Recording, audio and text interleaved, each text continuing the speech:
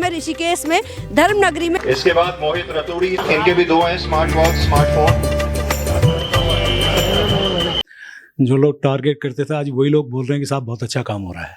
देखिए, भगवान की कृपा, जनता का आशीर्वाद और मेरे हाई कमान का जो मेरे प्रति एक सीधा आशीर्वाद है। देखिए, इस स्कीम का सबसे बड़ा मकसद ये था कि हम लोग जनता में जागरूकता लाएं कि वो जो भी सामान खरीदें उसके लिए वो बिल जरूर लें, और जब बिल लेंगे तो अपलोड करें।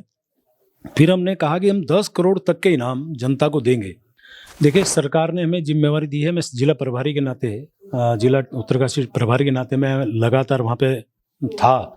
जब नहीं था तो अधिकारियों से मैं टच में था। अब आप देखिए कि जिस दिन वो श्रमिक बाहर निकाले जा रहे थे, मैं उस टाइम वहाँ मौजूद था।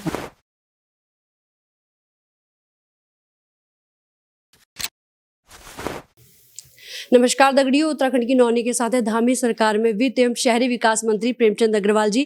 अग्रवाल जी, सबसे पहले तो आपके और आपके परिवार को, आपके स्टाफ को नववर्ष की हार्दिक शुभकामनाएं। और अब हम जानेंगे, क्योंकि नया साल आ गया है। लास्ट ईयर आपने कहा था, पिछले साल खत्म होते होते, कि कुछ लोग आपको टारगेट करके चल रहे हैं, तो इस नए साल में आप क्या कहेंगे ऐसे लोगों के लिए? देखिए, सबसे पहले मैं आप सभी को भी नववर्ष 2024 की बहुत बधाई, शुभकामनाएं दे रहा हूँ। और जो विषय आपने रखा है, जो लोग टारगेट करते थे आज वही लोग बोल रहे हैं कि साहब बहुत अच्छा काम हो रहा है।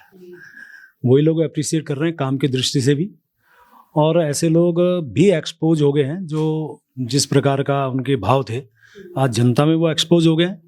मैं किसी पर्टिकुलर व्यक्ति के नाम से नहीं बोल रहा हूँ, लेकिन जो लोग कभी अपने आप को नेता बोलते थे, समझते थे, आज शराब के कांड में पकड़े जा रहे हैं, आज दूसरे कामों में वो पकड़े जा रहे हैं। तो अब आप समझिए वो एक्सपोज हो रहे हैं इस नाते, और मैं आगे बढ़ रहा हूँ काम के नाते। भगवान का शुक्र है, माँ गंगा का आशीर्वाद है। अच्छा, आपके कितने भी प्रतिद्वंदी रहे हो, लेकिन ऋषिकेश से लगातार 4 बार आप जीत हासिल कर चुके हैं और हर बार आपका मतदान प्रतिशत ज्यादा ही होता है। तो क्या स्ट्रेटेजी है, ये लोगों का प्यार है या कोई ऐसे विशेष कार्य है? क्या कुछ मानते हैं आप अपनी जीत के पीछे का कारण? देखिए, भगवान की कृपा, जनता का आशीर्वाद और मेरे हाई कमान का जो मेरे प्रति एक सीधा आशीर्वाद है। और जो मैं लोगों के दुख सुख में जाता हूँ, लोगों के लिए काम करता हूँ, जनता के लिए काम करता हूँ, क्षेत्र के लिए काम करता हूँ और ईमानदारी से काम करता हूँ, तो मुझे ऐसा लगता है कि स्वाभाविक तौर से आपने ठीक कहा कि हर बार मेरा मार्जिन बढ़ रहा है।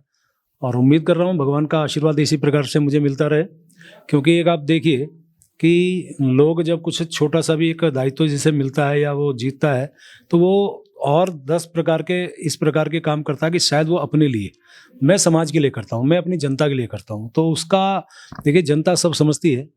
यहाँ तक कि वो लोग जो मेरे पीछे भले ही कुछ भी बोलते होंगे, तो आज मुझे कहते हुए गर्व हो रहा है कि उनको भी लगता है कि कम से कम एक जनप्रतिनिधि जो पहले कभी हमारे यहाँ विधायक होते थे, लोगों से मिलते नहीं थे।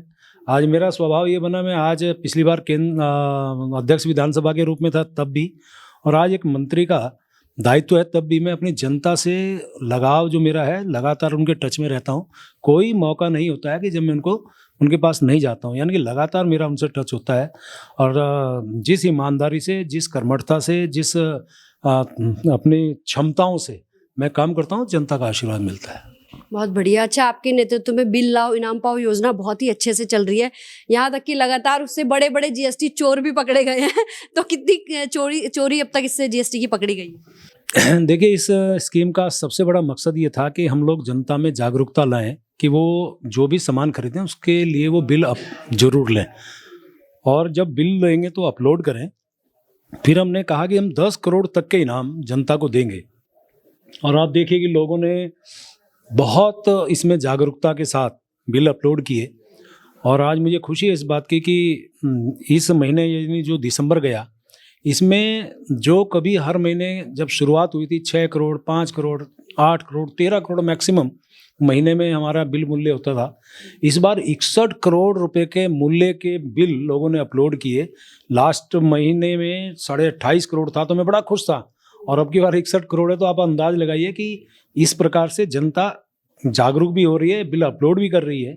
जहाँ तक आपने चोरी की बात कही, उसमें जहाँ हमें जीएसटी का फायदा हो रहा है, साथ में जो ऐसे फर्में भी हमारे इस मतलब जो है परिधि में आई जो जीएसटी नहीं देती थी लेकिन उन्होंने बिल दिए, तो ऐसे 5 करोड़ रुपया के जो टैक्स है वो हमें उस नाते पकड़ में आया है और हम उम्मीद कर रहे हैं इसमें हमने 25 लाख रुपए का हमें इसमें टैक्स मिलेगा। 4 लाख वसूल हो चुके हैं, 21 लाख रुपए और बहुत जल्द हम उससे वसूल करेंगे। जी, इसके कुशल संचालन को देखते हुए आपने इस हाल ही में से मार्च तक बढ़ाया भी है, तो क्या अगले वित्तीय वर्ष में भी ये जा सकती है बिल पाओ इनाम जीतो वाली? देखिए अभी नवंबर तक था तो हमने इसे मार्च 2024 तक के लिए किया और ये बात मैंने कही है कि हमारे इस राज्य ने जो पहल की है, अन्य राज्य भी इस स्कीम को लॉन्च करने के लिए बार बार हमारे यहाँ संपर्क कर रहे हैं या उनकी इच्छा है। और केंद्र सरकार ने भी, मैं उनका धन्यवाद कर रहा हूँ कि उन्होंने हमें प्रोत्साहित किया और उन्होंने भी एक स्कीम इसी प्रकार की लॉन्च की है। तो मैं कह सकता हूँ कि यदि अभी तो हम लोग अभी मार्च 2024 तक की बात कर रहे हैं और उसमें का जो हम 1500 इनाम हर महीने देते हैं, तो एक मेगा ड्रॉ भी करेंगे जिसमें अनेकों कारें, मोटरसाइकिल और टीवी और अनेकों प्रकार के पुरस्कार जनता को देंगे। और मैं आपके माध्यम से सबसे अपील कर रहा हूँ कि बिल डालिए और इनाम पाइए। बिल्कुल, बिल्ला और इनाम पाओ योजना सर देहरादून और ऋषिकेश में लगातार प्रोग्राम भी हो रहे हैं इसको लेके, तो क्या पहाड़ों में किस तरह से लोगों को जागरूक किया जा रहा है? क्या कुछ कार्य योजना है अपने पास पहाड़ों के लोगों को जागरूक करने की? नहीं, सभी जगह के लोग बिल अपलोड कर रहे हैं, प्रोग्राम लगातार हो रहे हैं। जहाँ जहाँ ये बिल लाओ इनाम पाओ, हम लोग जब इसका ड्रॉ निकालते हैं हर क्षेत्र के लोग उसमें शामिल होते हैं। तो यहाँ चूंकि मैं उपलब्ध था तो मैंने यहाँ कार्यक्रम किया, 6 जगह हमारे कार्यालयों से उनको पुरस्कार मिलते हैं। पिछली बार मुझे याद है टिहरी के एक व्यक्ति ने करीबन 63 बिल अपलोड किए थे और ऐसे ही मेरे ख्याल में पौड़ी के भी एक सज्जन ने बहुत ज़्यादा बिल अपलोड किए थे। पिथौरागढ़ के हैं, नैनीताल के, सभी जगह के, अल्मोड़ा के हैं, सभी जगह के लोग अपलोड कर रहे हैं। उनके अंदर जागरूकता मेरे हिसाब से बहुत ज़्यादा है और मैं उम्मीद कर रहा हूँ और सभी लोग इस प्रकार से अपने इस अभियान में जुड़ेंगे ताकि उनको भी लाभ मिल सके। सिलक्यारा मामले की अगर हम बात करें तो आपका इतने ज्यादा एक्टिव है, आपको प्रभारी मंत्री भी वहां पे बनाया गया था। आपने इवन कि उन मजदूरों के सकुशल बाहर निकलने के लिए गंगा आरती भी की थी। तो क्या अगर आपको प्रभारी मंत्री नहीं बनाया जाता तो अन्य कोई मंत्री हॉस्पिटल में तो देखने गए लेकिन वहां देखने जाने का नाम किसी का सामने नहीं आया, तब भी आप वहां जाते, इतने तत्पर होते आप? देखिए सरकार ने हमें जिम्मेवारी दी है, मैं जिला प्रभारी के नाते, जिला उत्तरकाशी प्रभारी के नाते मैं लगातार वहाँ पे था। जब नहीं था तो अधिकारियों से मैं टच में था। अब आप देखिए कि जिस दिन वो श्रमिक बाहर निकाले जा रहे थे मैं उस टाइम वहाँ मौजूद था। उससे पहले अनेकों बार मैं गया था। मैंने भगवान भोलेनाथ की प्रार्थना की, मैंने ब्रह्मा जी की प्रार्थना की, गंगा जी की आरती की और इसी प्रकार के जहाँ जहाँ, क्योंकि मैं एक धार्मिक व्यक्ति हूँ, आस्तिक व्यक्ति हूँ, मैंने जहाँ जहाँ मेरे से हो सकता था मैंने भगवान से प्रार्थना की। अब आप जानते हैं भगवान भोगनाथ जी के मंदिर का विषय भी वहाँ पे आया, तो यानी कि हम लोग देवभूमि के लोग हैं, लगातार हम भगवान को मानते हैं, तभी हमें वहाँ सफलता भी मिली। और जैसा आपने कहा कि मैं मंत्री उस वहाँ का जिला प्रभारी नहीं होता तो भी क्या, तो हम लोग तो पार्टी के नाते भी और सरकार के नाते भी हमें जब जिम्मेवारी मिलती है तो भी हम करते हैं। और उसके अलावा मेरे तमाम मंत्रिमंडल के अन्य सहयोगियों ने भी सहयोग किया। ऐसा नहीं है कि मैं प्रभारी था इसलिए मैंने गया, मैं न भी होता प्रभारी तो भी हमारी भावना वही रहती कि हमारे जो चुनौती हमारे सामने उसके लिए हम काम करें।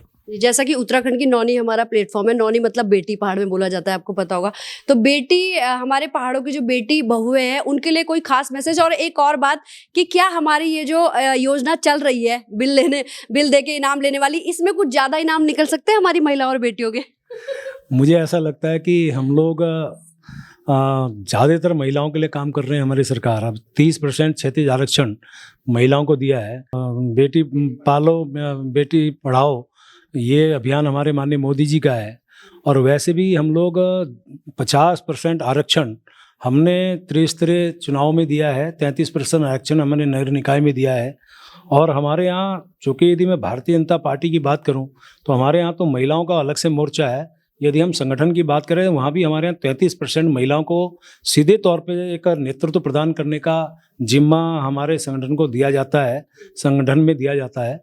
और ऐसी यदि मैं बात करूं उस बिल की तो मैं देखता हूं जब बिल निकलते हैं तो बहुत महिलाएं उसमें होती हैं। तो मैं तो उनके लिए यही कह सकता हूं कि महिलाओं का आशीर्वाद हमारे ऊपर रहे, मातृशक्ति का आशीर्वाद रहे, वो भी बिल अपलोड करें तो उनको भी इनाम मिलेगा। सर एक सवाल लास्ट है बस कि इन्वेस्टर समिट के दौरान हमारा शहर बहुत ज्यादा चमका, सबने देखा, आप शहरी विकास मंत्री है चूंकि, और वैसे जो स्मार्ट सिटी के तहत काम हो रहा है, एक गली के गड्ढे भरने में हम लोग कई बार खुद त्रस्त हो जाते हैं, कई दिन लग जाते हैं। तो क्या कुछ है ऐसे लोगों के लिए?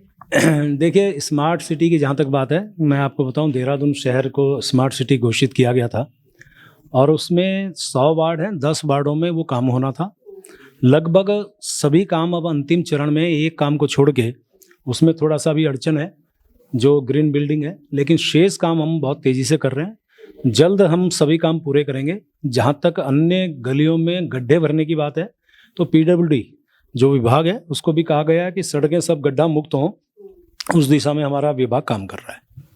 तो प्रेमचंद अग्रवाल जी, आपका बहुत बहुत धन्यवाद उत्तराखंड की नौनी से जुड़ने के लिए, हमारे प्लेटफॉर्म पे आने के लिए, हमसे जुड़ने के लिए। प्रेमचंद अग्रवाल जी, आपका बहुत बहुत धन्यवाद। नमस्कार। शुभकामनाएं। नमस्ते।